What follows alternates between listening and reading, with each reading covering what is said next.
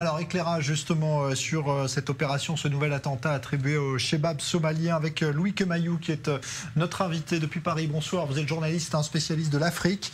On a l'impression que ce groupe des Chebab continue d'être solidement implanté alors qu'on lui a porté des coups assez importants, notamment les Américains. Comment est-ce qu'il arrive toujours à rester aussi important ?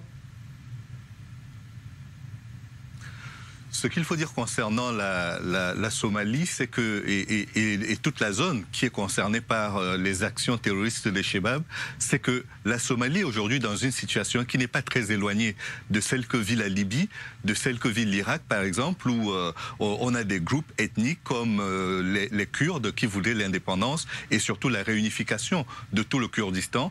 Là, au niveau de la Somalie, c'est la tribu Somalie qui a aujourd'hui cette revendication-là. En 1991, il y a eu l'opération Restore Hope qui a débouché sur la chute du régime de Siad Barre. Et puis, toute la période qui s'en est suivie, on a eu les tribunaux islamiques. Et puis aujourd'hui, ces tribunaux ont éclaté. Et la situation au Yémen n'est pas très étrangère à la déstabilisation que vit à la fois la Somalie, mais surtout les pays qui ont intervenu en Somalie, notamment l'Éthiopie et le Kenya. Mais dans le cas d'espèce, c'est le Kenya qui est en train de payer un tribut très lourd à son intervention en Somalie. Alors pourquoi justement maintenant précisément ? Maintenant, peut-être pour rappeler que même s'il y a des échecs qui sont en train d'être subis au Yémen, qui sur le plan socio-linguistique n'est pas très différent de la Somalie, même s'il y a des échecs dans cette zone-là, il y a la Somalie qui reste un pays encore découpé, parce que non seulement vous avez le Somaliland qui voudrait son indépendance parce qu'il était sous colonisation britannique à une certaine époque, mais il y a également le Puntland qui est également indépendant, et c'est cette partie de la Somalie italophone qui reste en quelque sorte le point faible, le maillon faible de la fédération de la Somalie. Et puis, comme ça ne peut pas rester en vase clos, par moment, il y a des débordements, et notamment ce débordement que nous sommes en train de suivre au niveau du Kenya. Pourquoi est-ce qu'il est si difficile justement de canaliser ces Chebab? Parce que les frontières ont du mal à être étanches entre le Kenya et la Somalie notamment?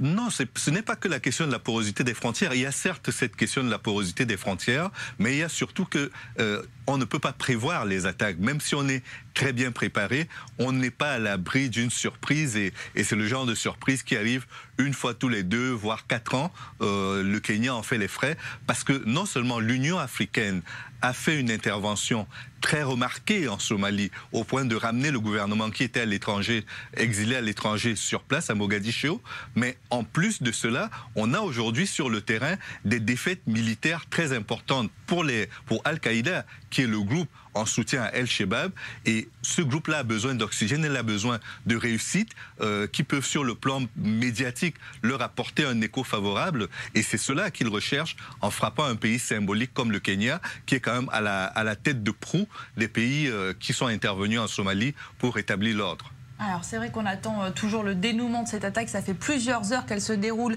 dans ce quartier UP de la capitale. Est-ce que les forces de sécurité sont prêtes à faire face à ce genre d'attaque?